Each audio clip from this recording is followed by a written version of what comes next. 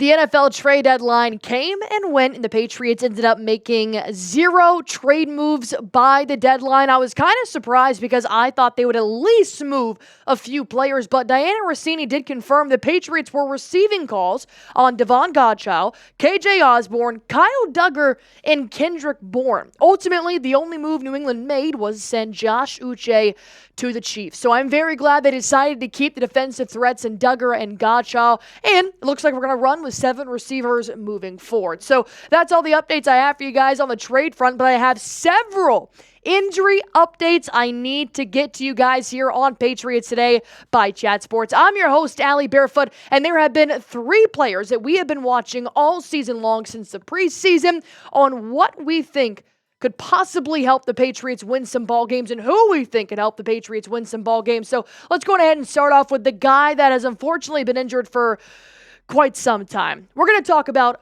Cole Strange. This offensive lineman obviously came to us back in 2022, and since then, he has been a force when he's been healthy. But that's the thing. He really hasn't been healthy for the Patriots in quite some time. And just to kind of give you a recap as to what Cole Strange's job has been with the Patriots here is that he did tear his patellar tendon in his left knee last season. He started in all 17 games as a rookie in that 2022 season. But the good news is, and the kicker of why we do need him back oh so bad on the Patriots offensive line, is that he can play several positions on the offensive line. He can be an interchangeable interior offensive lineman. And we know that the guard position has kind of been struggling recently with Mike Jordan, and then Mike Onwenu really just kind of being a liability at right guard. He does more work on the right tackle position. So here is what Mike Reiss had to say about Cole Strange possibly making his return this season.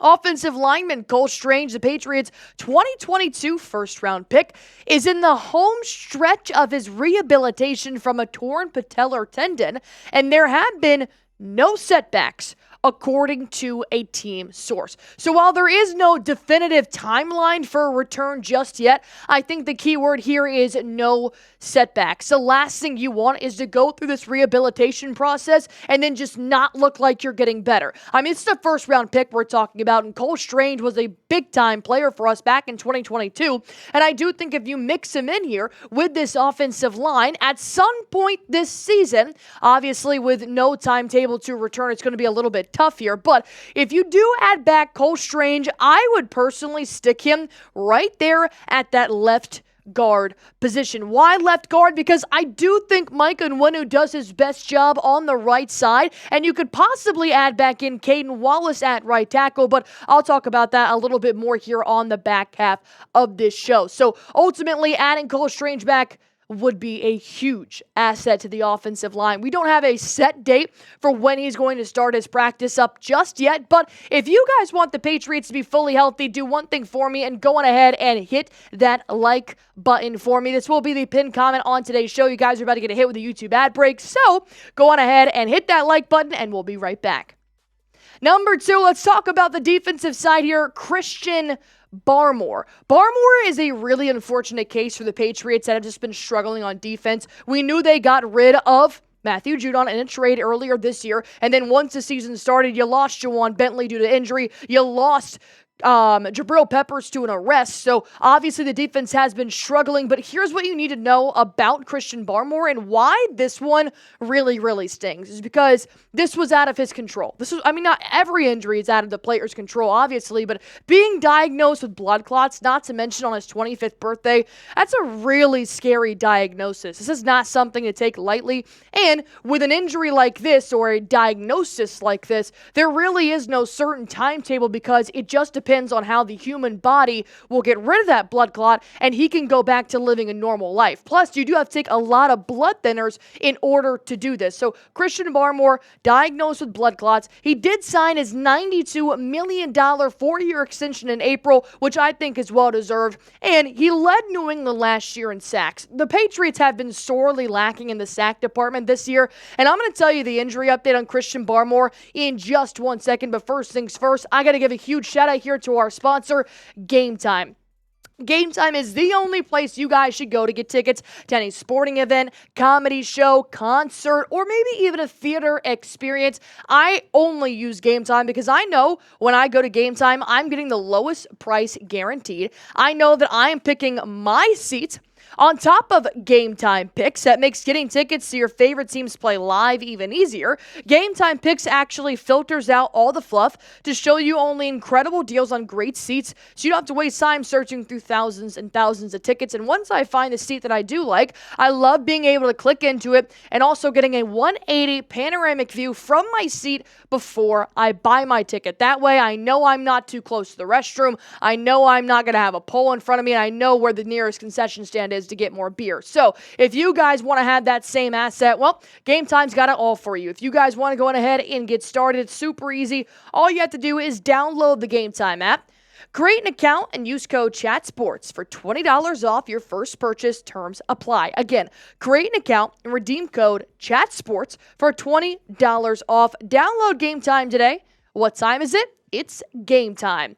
Hopefully it's game time soon for Christian Barmore, because Gerard Mayo said we're getting close. He, of course, meant getting close to having Barmore back out on the practice field, but with the blood clots, like I said, you do not know how long somebody is going to be dealing with blood clots. It could honestly be upwards of a year. So any kind of update that shows me that he is getting closer to putting those pads back on and playing defensive line for the Patriots, I'm all for it. I mean, the kid obviously got dealt a very bad hand at 25 years old, but with the Patriots defense and knowing how influential he has been last season, means the world to the defense that has been struggling. You know Christian Barmore is going to talk and back it up on the field. Barmore last year was a huge defensive piece while Matthew Judon and Christian Gonzalez were out with injuries. 64 total tackles, 39 of those being solo. Remember how I said he led the team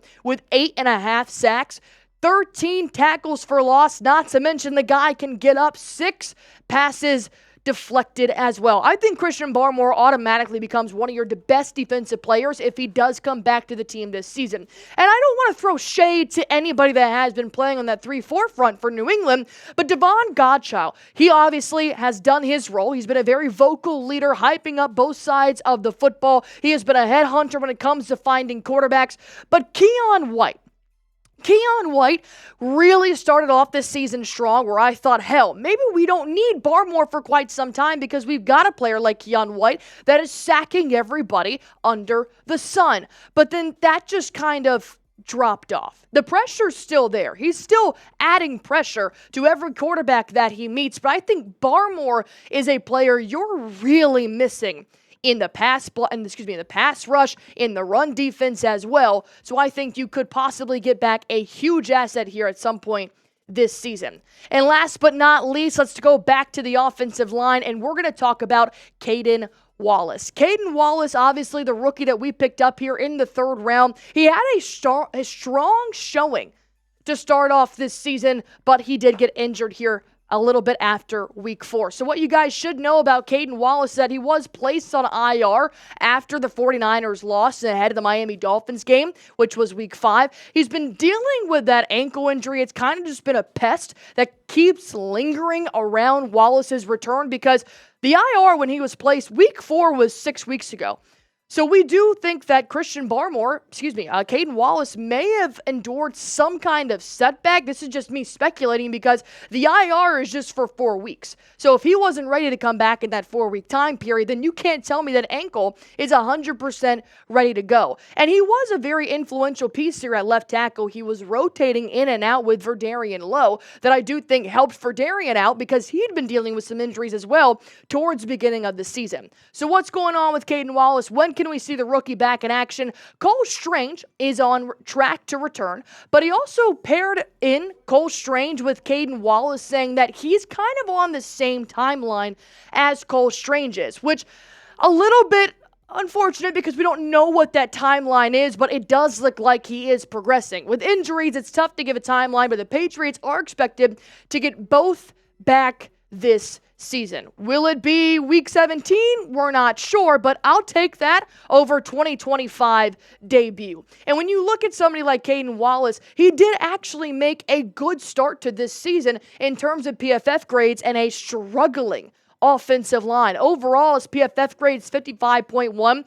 Not the best, I will be honest, but it's actually very average for a Patriots lineman. His pass block was a bit of a struggle, which is going to be a hurdle now that you have a more athletic quarterback in your backfield, because you got to remember, Wallace didn't play when Drake May was starting. He was on the IR. His run block is actually one of the best the Patriots had this year at 62.9. So when Wallace does return, we're going to unfortunately have to buffer up that pass block now knowing he's got Drake May in the backfield with him.